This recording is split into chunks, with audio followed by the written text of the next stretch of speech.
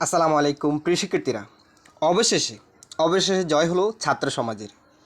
পদত্যাগ করতে বাধ্য করালো প্রধানমন্ত্রী শেখ হাসিনাকে এবং তিনি পালিয়ে গেলেন দেশ ছেড়ে। আমি এখানে কোনো দল নিয়ে কথা বলতে আসিনি, শুধু এতটুকুই বলবো, শিক্ষার্থীরা পারে না এমন কিছু নেই। 1952 সালের ভাষা আন্দোলনের কথা আমাদেরকে মনে করিয়ে দেয় সেই সাহসী ছাত্রদেরকে। শিক্ষার্থীরা একটি দেশের সম্পদ, একটি দেশের হাতিয়ার। স্বাধীন দেশের শিক্ষার্থীদের চাওয়া পাওয়ার মূল্য থাকবে না, এটা কোনোভাবে মেনে নেওয়া যায় না।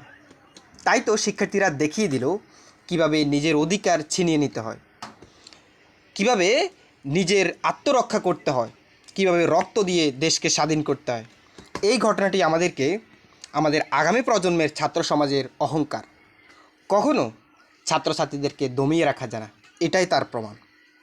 প্রিয় শিক্ষার্থীরা, তোমরা কমেন্ট করে তোমাদের মতামতগুলো কমেন্টের মাধ্যমে জানিয়ে দাও, আর এই ভিডিওতে অবশ্যই একটা লাইক করে দিবা। ধন্যবাদ সবাইকে।